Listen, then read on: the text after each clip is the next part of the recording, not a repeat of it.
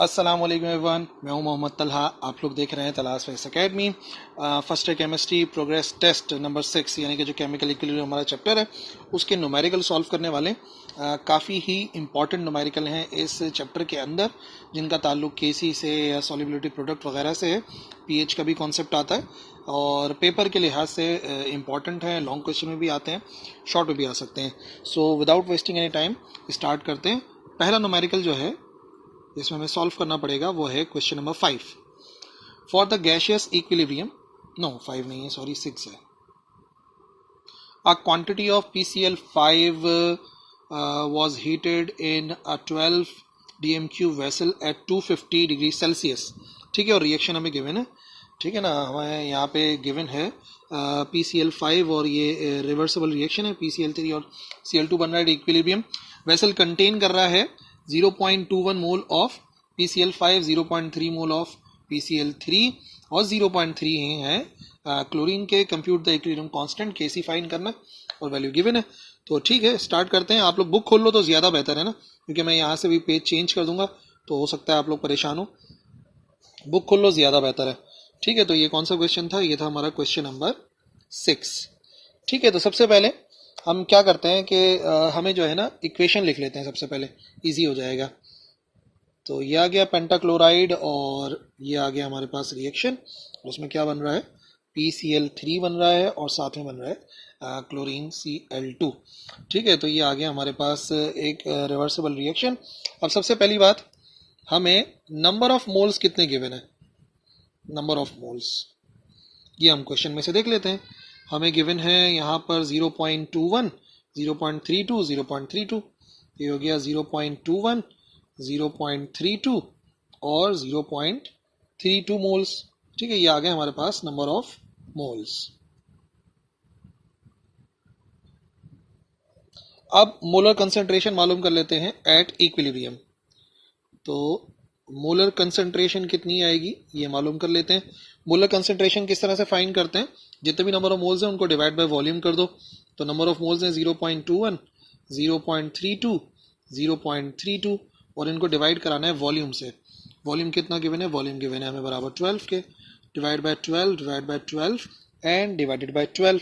और सॉल्व यहाँ पे करने की जरूरत नहीं है, जब हम law of mass action apply करेंगे तो उसमें सॉल्व हो जाएगा according to law of mass action.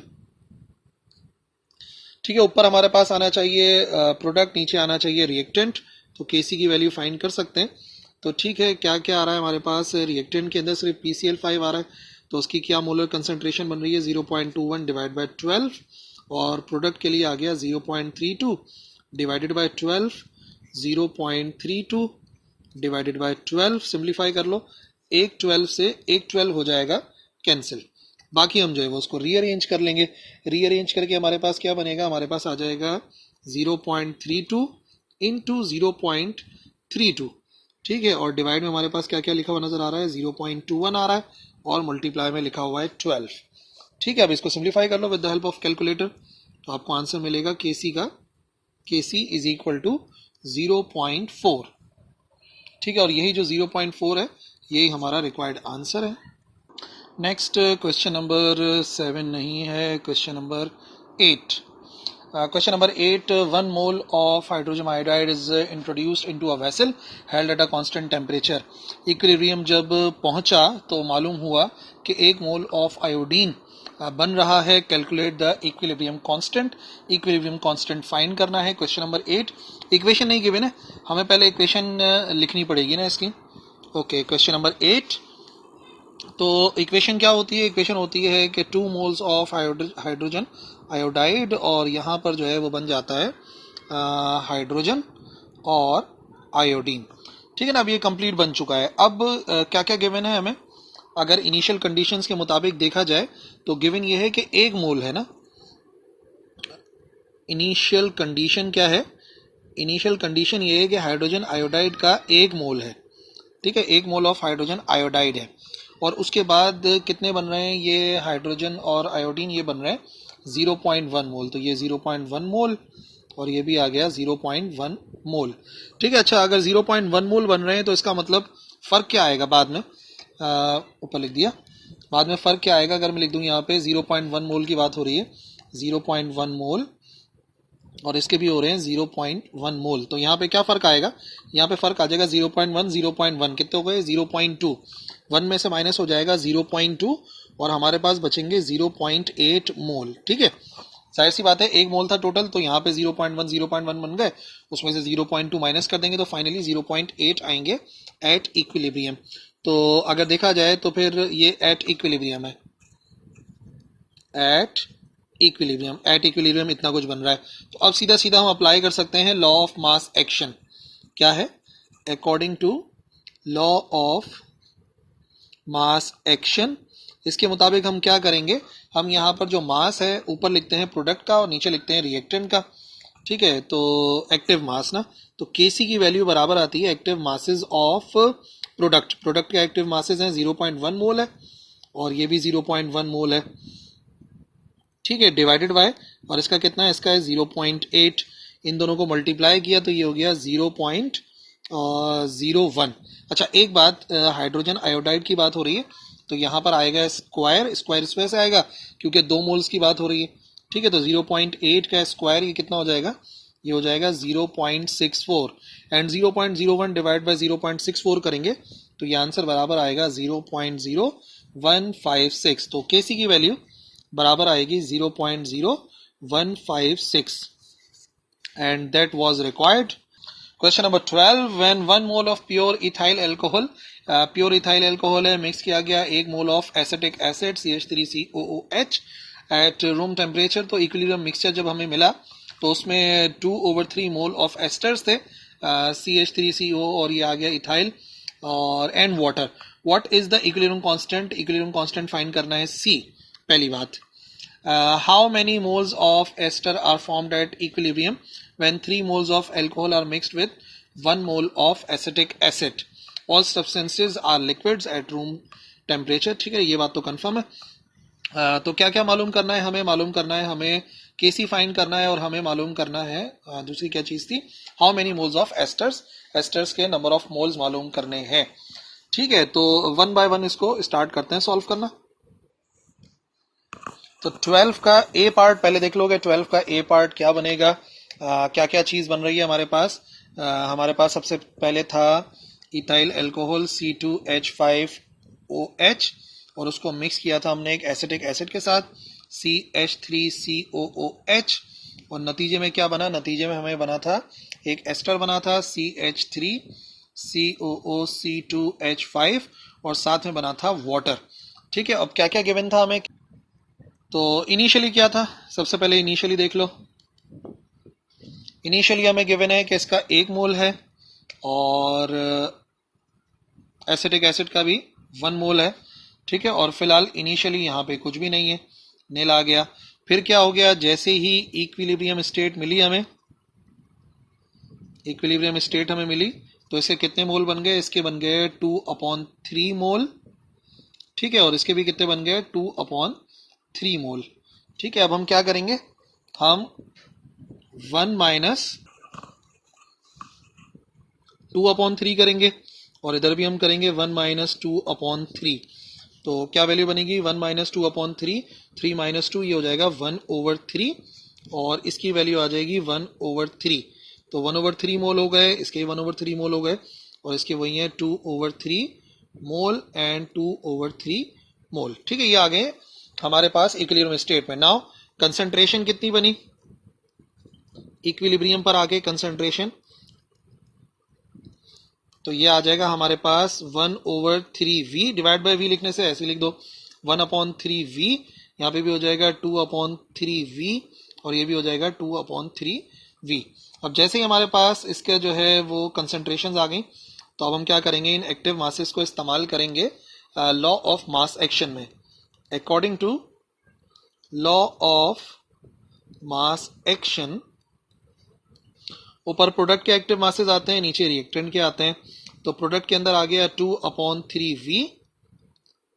2/3V divided by 1/3V और इसी तरीके से ये हो जाएगा 1/3V।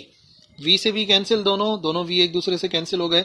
ऊपर क्या वैल्यू बनी ऊपर वैल्यू बनी 2 2 जार 4 और 3 3 जार 9, 4/9 डिवाइडेड बाय यहाँ पे क्या बचा 1 1 जार 1 और 3 3 जार 9। ठीक है, तो रेसिप्रोकल करेंगे तो 4/9 डिवाइड मल्टीप्लाई में चेंज होता है, तो 9 से 9 हो जाएगा कैंसिल और हमें के सी की वैल्यू मिल जाएगी इक्वल टू 4। ठीक है, ये आ गया हमारे पास पहले पार्ट का आंसर। Question number 12। तो देखिए इक्वेशन जब बनाएंगे तो ज्यादा अहम नहीं है कि क्या चीज बन रही है, लेकिन हाँ जो हमें कंसिडर करना पड़ेगा इसके सोल्यूशन के लिए, लेट हम सपोज कर लेते हैं x क्या है, x है number of moles of alcohol, alcohol के नंबर ऑफ मोल्स हैं जो कि रिएक्ट कर रहा है। ठीक है, तो हो क्या रहा है बेसिकली, कोई एल्कोहल है, ठीक है, और इथाइल एल्कोहल है इस केस में, लेकिन हम जनरली सॉल्व कर लेते हैं, और साथ में आ जाएगा एसिटिक एसिड, तो एसिटिक एसिड रिएक्ट कर रहा है और नतीजे में फिर क्या है, एक एस्टर फॉर्म हो रहा है और एस्टर के फॉर्म होने के अलावा वाटर फॉर्म हो रहा है। ठीक है ना, ये पूरी की पूरी वैल्यू गिवन है, ये इस वैसे उस फॉर्म में मैंने लिख दिया।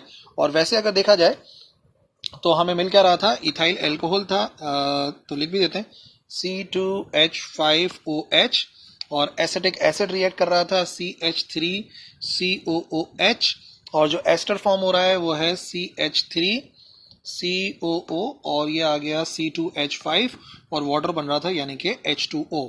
तो देख लेते हैं क्या क्या चीजें हैं। सबसे पहली बात, अगर नंबर ऑफ मोल्स देख लें, नंबर ऑफ मोल्स इनिशियली, ठीक है, हमें इनिशियली जो नंबर ऑफ मोल्स हैं वो कितने हैं, सबसे पहले तो इसको लिख लेते हैं, इनिशियल नंबर ऑफ मोल्स कितने हैं भाई, 3 मोल हैं एल्कोहल के और 1 मोल है एसिटिक एसिड का, 3 है और इसके 1 है। ठीक है, और इनिशियली ये नहीं है निल और ये भी नहीं है। अब जैसे ही इक्विलिब्रियम रीच हुआ, हमें पता चला रिएक्शन से जो भी चेंज आएगा, तो इक्विलिब्रियम स्टेट पे क्या बनेगा, एट इक्विलिब्रियम, इक्विलिब्रियम पर आकर कुछ ना कुछ चेंज आएगा। कितना चेंज आएगा, इसमें x की कमी आएगी तो ये हो जाएगा 3 - x, इसमें भी x की कमी आएगी 1 - x, और x इसके जो है वो नंबर ऑफ मोल्स बन गए और x जो है वो इसके नंबर ऑफ मोल्स बन गए। ये आ गए हमारे पास इक्विलिब्रियम में नंबर ऑफ मोल्स, ये भी नंबर ऑफ मोल्स हैं और ये भी नंबर ऑफ मोल्स हैं। ठीक है, अब नंबर ऑफ मोल्स मिलने के बाद हमें मालूम करनी है कंसंट्रेशन, तो कंसंट्रेशन के लिए सिर्फ डिवाइड कराते हैं, कंसंट्रेशन एट इक्विलिब्रियम स्टेट सिर्फ वॉल्यूम से डिवाइड कराते हैं, तो ये हो जाएगा 3 - x/v, और इधर आ जाएगा 1 - x/v, इधर सीधा सीधा x/v आएगा और इधर भी x/v आएगा। तो अप्लाई क्या करना चाहिए हमें, अप्लाई करना है हमें लॉ ऑफ मास एक्शन।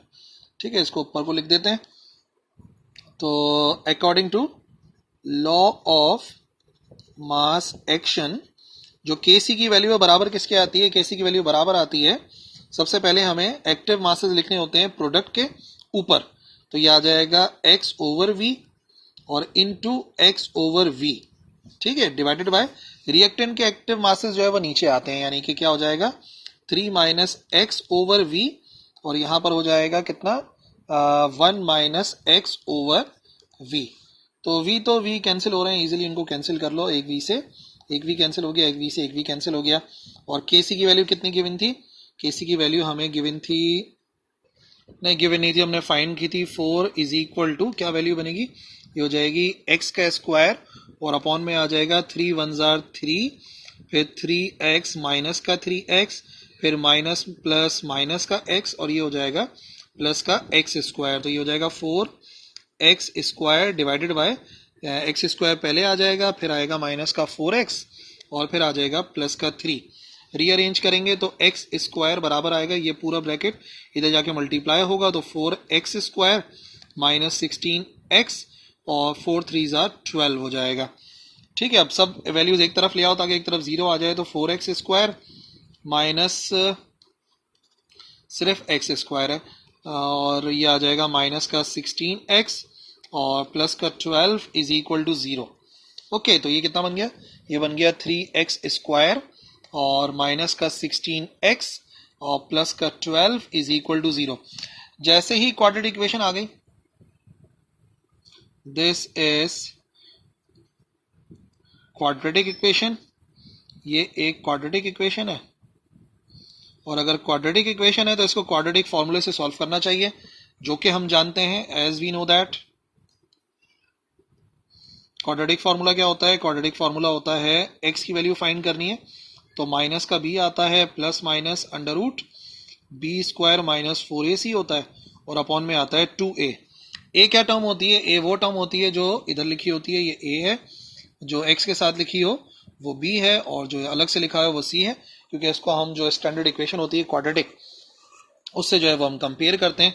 तो फिर हमें क्या वैल्यू मिलेगी, ये हो जाएगा हमारे पास x is equal to minus का 16 और plus minus under root minus के 16 का स्क्वायर माइनस का 4, a है 3 और c है 12 के बराबर डिवाइड बाय 2a का मतलब हो गया 2 इंटू 3 जो कि बराबर हो जाएगा 6 के। ठीक है, अब ये पूरा का पूरा जो है ना रूट वाली वैल्यू इसको आप सॉल्व करें with the help of calculator. 16 का स्क्वायर माइनस फिर आप इसको कर लें 144 से माइनस, तो क्या वैल्यू बनी, ये हो जाएगा x is equal two plus का 16 हो जाएगा और प्लस माइनस अंडर रूट, ये आ जाना चाहिए रूट भी ले लो ना एक ही साथ, तो रूट लेने के बाद हमारे पास वैल्यू बन जाएगी प्लस माइनस 10.6 डिवाइडेड बाय 6। तो अब दो वैल्यूज आ गई हमारे पास ना, अब या तो आइदर x बराबर है 16 प्लस 10.6 डिवाइड बाय 6 के, और या तो बराबर है x 16 माइनस 10.6 डिवाइडेड बाय 6 के। दो वैल्यूज हो सकती हैं, तो वन बाय वन दोनों वैल्यूज निकालेंगे। ये हो जाएगा x इज इक्वल टू कितना हो गया, ये हो गया हमारे पास 26.6 डिवाइड बाय 6 और ये हो जाएगा कितना 16 माइनस 10, ये हो जाएगा 10.6, ये हो जाएगा हमारे पास 5.4 डिवाइडेड बाय 6। तो यहां पर x की वैल्यू आ जाएगी हमारे पास 4.4 और यहां पर x की वैल्यू आ जाएगी हमारे पास 0.9। अब जरा आप क्वेश्चन पे ध्यान दीजिए ना, क्वेश्चन क्या था, क्वेश्चन ये था, यहां से देखना पड़ेगा, हमने स्टार्ट कहां से किया था, हमने स्टार्ट किया था from 1 mole of pure ethyl alcohol. हमने 1 मोल से स्टार्ट किया। भाई अगर हमने 1 मोल से स्टार्ट किया, या अगर यहां से बात कर लो सेकेंड पार्ट में 3 मोल्स आ गए थे ना, 3 मोल से हमने स्टार्ट किया तो नतीजे में 4.4 मोल्स तो नहीं बन सकते ना, ये पॉसिबल नहीं है, नॉट पॉसिबल। 3 मोल से स्टार्ट किया 4.4 मोल बन जाए तो ये पॉसिबल नहीं है। इस वजह से करेक्ट आंसर क्या होगा 0.9, और हम कहेंगे 0.9 मोल बनेंगे किसके, एस्टर के, और 0.9 मोल बनेंगे वाटर के। ठीक है, और यही हमारा आंसर है, यही दोनों चीजें रिक्वायर्ड थी सेकंड पार्ट में। ओके, नेक्स्ट क्वेश्चन देखते हैं। 12 हो गया है, 12 के बाद क्वेश्चन नंबर 13। ठीक है ना, यह आ गया PCl5 PCl3 प्लस क्लोरीन बन रहा है। Calculate the number of moles of chlorine produced at the equilibrium. ठीक है, when 1 mole of PCl5 is heated, number of mole given है और 250 डिग्री सेल्सियस पे in a vessel having a capacity, volume given है 10 dm³ के बराबर। ठीक है, ये आ गया हमारे पास इसका वॉल्यूम, और Kc की वैल्यू गिवन है, Kc है 0.041 फॉर द डिसोसिएशन, और नंबर ऑफ मोल्स जो है वो हमें कैलकुलेट करने हैं ऑफ क्लोरीन। ओके, तो स्टार्ट करते हैं with reaction PCl5 PCl3 in Cl2। ये होगा हमारा क्वेश्चन नंबर 13। ठीक है, तो ये क्या बना हमें, हमारे पास PCl5 and we have PCl3 और क्लोरीन बन गया। ठीक है, यहीं से हम स्टार्ट करेंगे। तो अब क्या क्या देखना है हमें, सबसे पहले जो हमारा प्रोसीजर चला आ रहा है, सबसे पहले इनिशियली देखते हैं कि क्या है। ठीक है, इनिशियल कंडीशंस क्या है, इनिशियल कंडीशंस ये है कि हमें जो है वो 1 मोल गिवन है, कहा गया 1 मोल, ये आ गया 1 मोल, हमें 1 मोल जो है वो इसका गिवन है, ये आ गया 1 मोल। ठीक है, और फिलहाल इनिशियली 0 हो गए, कुछ भी नहीं है, निल है। ठीक है, अब क्या हो गए, अब हम आ गए एट इक्विलिब्रियम। अगर हम आ गए एट इक्विलिब्रियम तो इक्विलिब्रियम पे क्या हो गया, इसके कितने मोल्स बने हमें नहीं मालूम है, इसके कितने मोल्स बने हमें नहीं मालूम है, लेकिन हाँ हमें ये जरूर मालूम है कि अगर x मोल बने हैं तो 1 माइनस x हो जाएगा।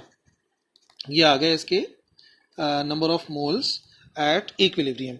ठीक है, और अगर इक्विलिब्रियम पर हमें मालूम करनी है उसकी कंसंट्रेशन कितनी होगी, मोलर कंसंट्रेशन, तो डिवाइड बाय वॉल्यूम आता है, तो 1 माइनस एक्स और वॉल्यूम गिवन था हमें 10 dm3, तो डिवाइड बाय 10 हो गया, और यहाँ पे हो जाएगा x डिवाइड बाय 10, और यहाँ पर भी हो जाएगा x divide by 10। Now apply करना है हमें law of mass action. Law of mass action के तहत हमें क्या फाइंड करना है, हमें फाइंड करना है number of moles of chlorine.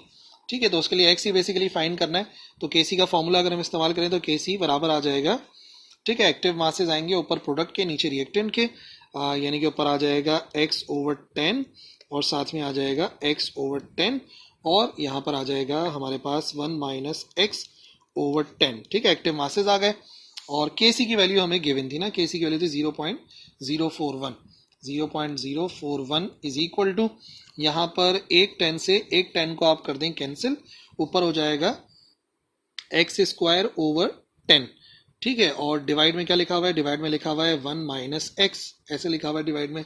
Divide को मल्टीप्लाई में चेंज करो, ये हो जाएगा 0.041 इज इक्वल टू x² आ जाएगा, और ये डिवाइड मल्टीप्लाई में चेंज होगा तो नीचे आ जाएगा 10 × 1 - x। ठीक है, अब इसको सिंप्लीफाई कर लो। सिंप्लीफाई ऐसे कर लो कि आप जो है वो सबसे पहले 10 को मल्टीप्लाई करा दो इससे, तो हो जाएगा 0.041 is equal to x², 10 1 = 10 minus का 10x, और फाइनली x² को अगर अलग करोगे तो ये पूरा ब्रैकेट इधर जाके मल्टीप्लाई हो जाएगा। x² बराबर आ जाएगा 0.041 × 10 - 10x, तो फाइनली x² बराबर आएगा 0.41 हो जाएगा, और यहाँ पे हो जाएगा 0.41x। क्वाड्रेटिक इक्वेशन बनाने के लिए सारी वैल्यू जो है वो एक तरफ हो जानी चाहिए ना, तो रीअरेंज करने में x² अपनी जगह पर है, प्लस का 0.41 इधर आ जाएगा, और ये जो है इस तरफ आके माइनस हो जाएगा 0.41 इज इक्वल टू 0। नाउ ये जो इक्वेशन है, this is a quadratic equation, ये क्वाड्रेटिक इक्वेशन है जिसके अंदर आप ए बी सी की वैल्यू पहले ही फाइंड कर लो। वेयर क्या चीज़ किसके बराबर है, a बराबर आता है जो x² के साथ लिखा हो यानी कि 1, b वो होता है जो x के साथ लिखा हो, सॉरी x के साथ था, तो ये हो जाएगा 0.41, और c वो है जो कांस्टेंट है और वो माइनस का 0.41। क्वाड्रेटिक फार्मूला इस्तेमाल करें अगर तो हमें मालूम है x की वैल्यू फाइंड करने के लिए माइनस का b आता है प्लस माइनस √ b² माइनस का 4ac/2a, यानी कि वैल्यूज पुट करनी है हमें ना। x is equal to minus b कितना है 0.41, और प्लस माइनस √ 0.41 का स्क्वायर माइनस 4, a की वैल्यू है 1 और c की वैल्यू है माइनस का 0.41 डिवाइडेड बाय 2a, a खुद बराबर है 1 के। ठीक है, अब इसको सिंप्लीफाई करना पड़ेगा, तो स्क्वायरिंग वगैरह कर लेते हैं, माइनस का साइन मल्टीप्लाई कराते हैं, तो x is equal to minus 0.41 आ जाएगा, और 0.41 का स्क्वायर करना पड़ेगा। 0.41 का स्क्वायर हो गया 0.1681, और plus minus minus plus 4 into this, ये हो गया 1.64, और 2 1 = 2 होता है। ठीक है जी, ऐड करने के बाद x बराबर आ जाएगा माइनस का 0.41 प्लस माइनस √ इन दोनों को ऐड करो, कितना बन रहा है 0.1681 प्लस 1.64, ये हो गया 1.8081 है, तो बस इतने लिख देते हैं, डिवाइड बाय ये आ जाएगा 2। ठीक है, अब इसका स्क्वायर रूट मालूम कर लेते हैं, स्क्वायर रूट ऑफ 1.808, ठीक है 1.34 आ गया, तो x is equal to minus का 0.41 प्लस माइनस 1.344 डिवाइडेड बाय 2। अब दो नतीजे निकल सकते हैं, या तो प्लस वाली वैल्यू या तो माइनस वाली वैल्यू, तो इधर क्या वैल्यू बन सकती है, x आ सकता है माइनस का 0.41 प्लस वाली वैल्यू 1.344 डिवाइड बाय 2। तो पहले इसी को सॉल्व कर लेते हैं, जगह नहीं है ना इधर, तो डायरेक्टली ऐड करके डिवाइड बाय 2 करा रहा हूँ। 1.344 माइनस का 0.41, ओके, और देन जो आंसर आया डिवाइड बाय 2, ये आ गया 0.467। एक x की वैल्यू तो ये आ गई। ठीक है, इसको याद रखना है, एक x की वैल्यू ये आई है।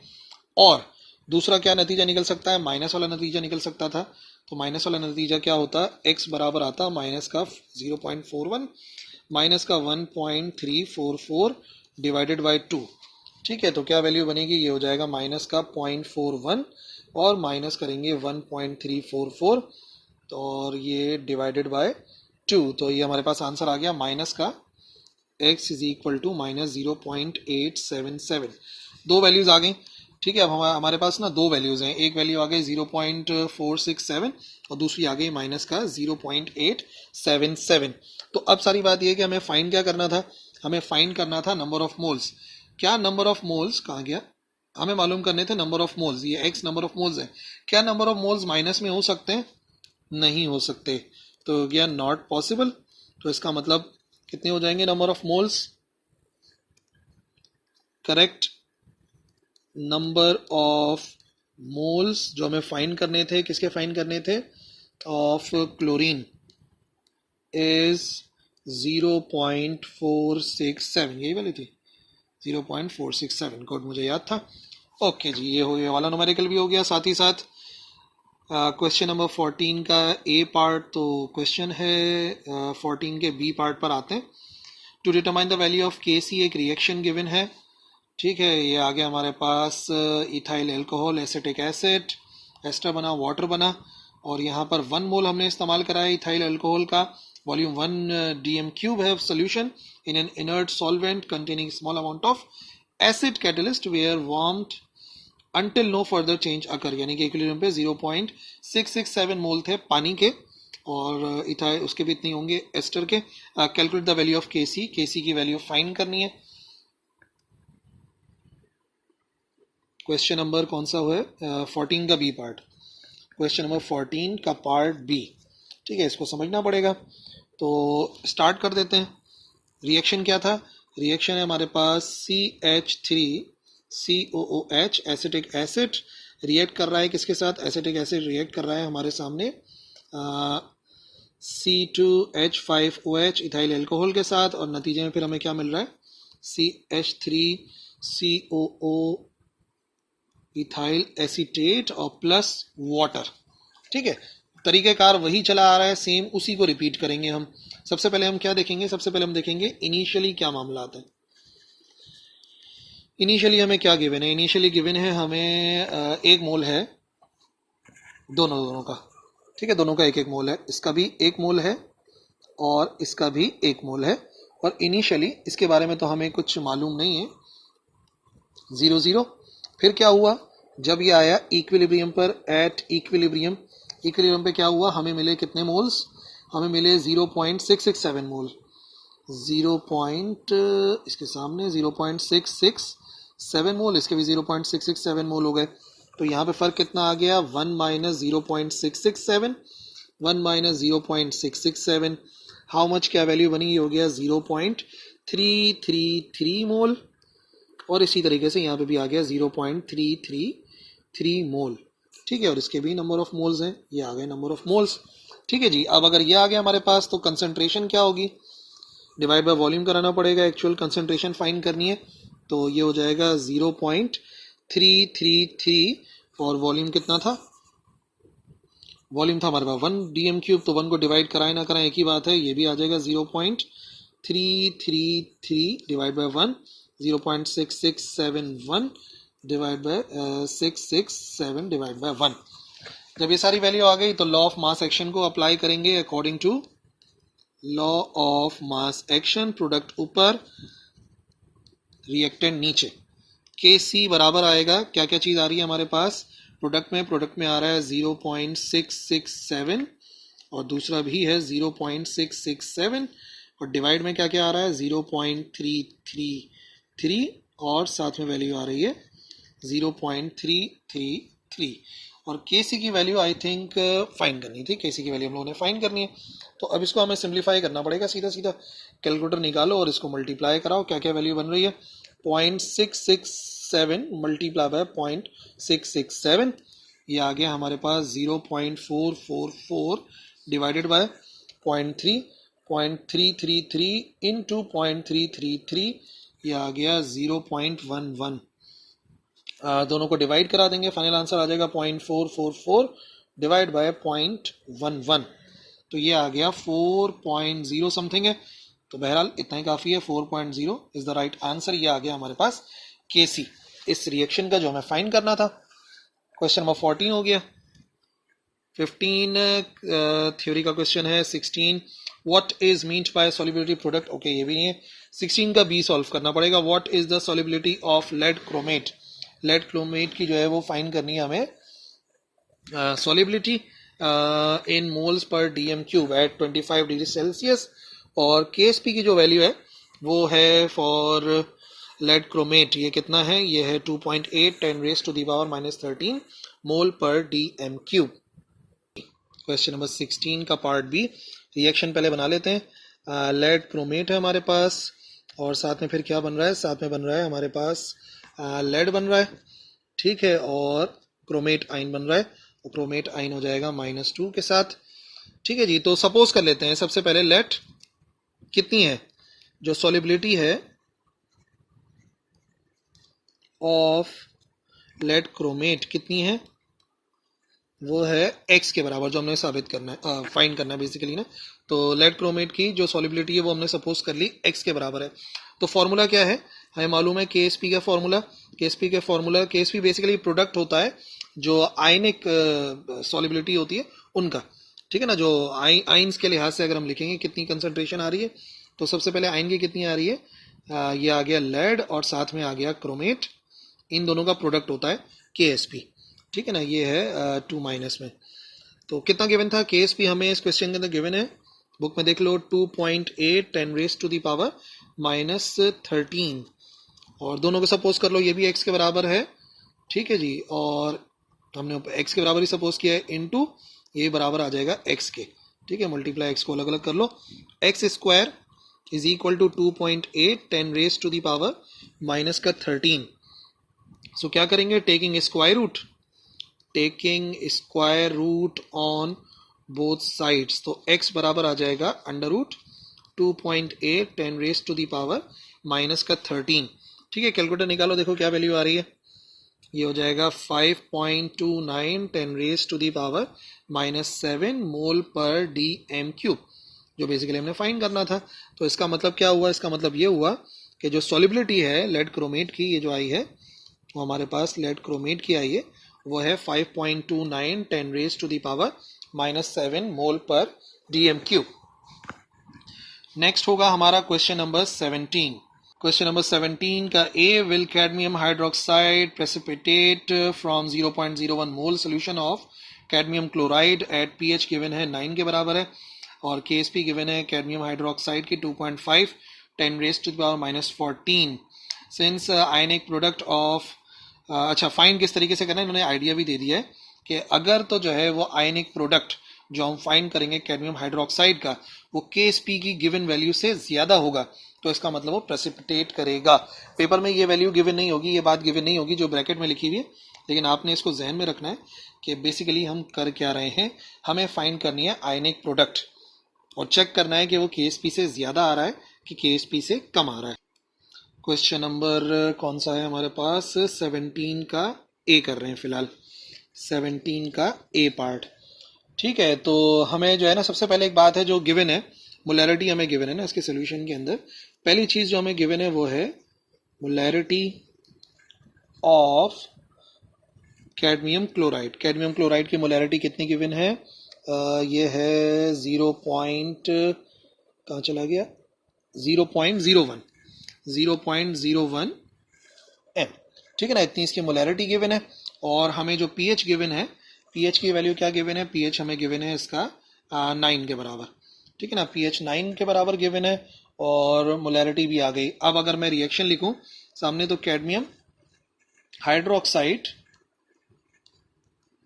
देख रहे हैं प्रेसिपिटेट करेगा नहीं करेगा, तो कैडमियम आ जाएगा +2 के साथ, और फिर OH आ जाएगा नेगेटिव, 2 OH हैं, बैलेंस करके 2 करना पड़ेगा, ठीक है जी। सबसे पहली बात, कितने मोल हम सपोज करें, इधर कितने मोल हैं, अगर देखा जाए तो इसका एक ही मोल लिखा हुआ नजर आ रहा है, तो अगर कैडमियम हाइड्रोक्साइड का 1 मोल होता है तो कैडमियम का भी 1 मोल होगा, बट इसके जो है वो 2 मोल होंगे, जो कि नजर आ रहा है आपको बैलेंस करने पर। और कंसंट्रेशन हमें गिवन है कितनी, 0.01 मोल पर डीएम क्यूब, जो कंसंट्रेशन है वो तो ऑलरेडी गिवन है 0.01 मोल पर डीएम क्यूब के बराबर है। अच्छा, अब जब भी हमें कंसंट्रेशन गिवन हो ना, तो OH आइन की हमें कंसंट्रेशन निकालनी है ना इधर, तो एक बात तो कंफर्म है कि अगर हम पीएच मालूम करें और हम POH मालूम करें तो वो किसके बराबर आना चाहिए? टोटल 14 के। अगर PH और POH को ऐड करेंगे तो 14 के बराबर आएगा टोटल। तो मुझे मालूम करनी है POH, ताकि उससे OH पता लग जाए। तो वो आ जाएगा 14 माइनस PH मालूम करनी पड़ेगी। PH कितनी है? 14 माइनस PH 9 पर मेजर किया था, तो 14 माइनस 9 POH, और 14 माइनस 9 कितना हो गया? ये हो गया बराबर 5 के। तो POH बेसिकली हमें मिल गई, POH की वैल्यू आ गई हमारे पास 5 के बराबर। जब POH 5 के बराबर आ गया है, तो अब जैसा कि हम जानते हैं, एज वी नो दैट, ये बात हम जानते हैं कि अगर POH का फॉर्मूला इस्तेमाल किया जाता है तो POH बराबर किसकी होती है? वो होती है negative of logarithm of OH आइन, हाइड्रोक्सिल आइन। और कितना आ गया हमारे पास? ये बराबर आ गया है 5 के। ठीक है, जब 5 के बराबर आ गया तो हो गया माइनस का लॉग OH, नेगेटिव आइन। ठीक है जी। अभी क्या करो, सबसे पहले हम यहाँ पर एक काम कर लेते हैं। अगर हम इसको प्लस में करना चाह रहे हैं तो 5 माइनस का हो जाएगा, और ये हो जाएगा लॉग ऑफ हाइड्रोक्सिल आइन हम मालूम कर लेंगे। ये माइनस की वैल्यू आ गई। तो अब लॉग को ख़त्म करना है, वैल्यू फाइंड करनी है, तो हम क्या करेंगे? Taking anti log. ठीक है, ताकि OH बाहर आ जाए ना, OH को बाहर लेकर आना है। तो एंटी लॉग जब हम लेंगे तो आप कैलकुलेटर डायरेक्ट -5 का एंटी लॉग लो। तो ये जो OH है, ये इससे तो लॉग खत्म हो जाएगा, एंटी लॉग से लॉग खत्म हो जाएगा। OH की वैल्यू आ जाएगी, इसके जो 10 की पावर मालूम करेंगे तो सीधा सीधा आ जाएगा 10 रेज टू दी पावर -5 मोल पर DM3। ठीक है ना, OH आइन आ गया हमारे पास। अब सिर्फ हम क्या कर सकते हैं, और हमारे पास दोनों की वैल्यू है, और हमारे पास दोनों की वैल्यू आ गई है। सॉल्युबिलिटी प्रोडक्ट, आइंस का जो प्रोडक्ट होता है वो फाइंड करेंगे, और फिर उसको हम KSP से देखेंगे कितना आ रहा है। तो H का कितना था? हमें H की क्या वैल्यू गिवन थी? 0.01, या उसको कर दो 10 रेज टू दी पावर -2, और इसी तरीके से ये आ गया 10 रेज टू दी पावर -5। जब ये फाइंड करेंगे तो ये आ जाएगा। और हाँ, एक और बात, सबसे अहम बात रह गई यहाँ पे। OH आप चेक कीजिए, OH कितने नजर आ रहे हैं? 2 मोल नजर आ रहे हैं। जब OH के 2 मोल नजर आ रहे हैं तो इधर आएगा स्क्वायर। ठीक है, तो कितना हो जाएगा? 10 की पावर ये हो जाएगी -2, और 5 2 10, तो माइनस का 10 और माइनस का 2, ये हो जाएगा 10 raise to the power -12 mole पर DM3। अब प्रेसिपिटेशन के लिए क्या चीज़ हमें देखनी थी? आयनिक प्रोडक्ट आई है ना, ये हमारे पास आयनिक प्रोडक्ट आया है। जब प्रोडक्ट आ गया तो अब हमने क्या देखना है? अब हमें देखना है कि ये वैल्यू बड़ी है कि छोटी है। क्या वैल्यू थी उसकी? इसकी वैल्यू थी, क्वेश्चन में देखना पड़ेगा, क्या वैल्यू थी? 2.5 10 रेज टू दी पावर -14 जो KSP था, और हमारी आयनिक प्रोडक्ट जो है वो ज्यादा आई है। ठीक है ना, मैं बताया था उधर। सिंस आयनिक प्रोडक्ट जो हमारे पास आई, गलत जगह लिख दी। सिंस आयनिक प्रोडक्ट जो हमारे पास आई 10 raise to the power -12, it is greater than, ये ग्रेटर देन है किससे? 2.5 एक्सपोनेंट -14 से, और ये है हमारे पास आयनिक प्रोडक्ट, और ये हमें गिवन है उसकी KSP की वैल्यू, सॉल्युबिलिटी प्रोडक्ट की वैल्यू। क्योंकि ज़्यादा आ रही है तो इसका मतलब साफ है कि जो क्वेश्चन के अंदर ने लिखा था उसी वर्डिंग के अंदर लिखो, will cadmium hydroxide precipitate? Yes, cadmium hydroxide will precipitate. ठीक है ना, ये बात कंफर्म हो गई। नेक्स्ट क्वेश्चन, क्वेश्चन नंबर 17 का part B. The solubility of magnesium hydroxide at 25 degree Celsius is this. What is the solubility product of magnesium hydroxide? उनका solubility product मालूम करना है, KSP की वैल्यू चाहिए हमें। तो ठीक है, सॉल्व करते हैं, थोड़ा बहुत आइडिया हो ही गया है अभी। 17 का B part, second last question है हमारा 17 का बी पार्ट। तो क्या क्या गिवन है हमें? सबसे पहले सॉल्युबिलिटी हमें फाइंड करनी है MgOH, मैग्नीशियम हाइड्रोक्साइड, और ये क्या गिवन है? इसकी सॉल्युबिलिटी हमें गिवन है 0.0074 ग्राम DM3, और ये कितने पर है? एट 25 डिग्री सेल्सियस पर। ठीक है, इसका मॉलिक्यूलर वेट निकालो सबसे पहले।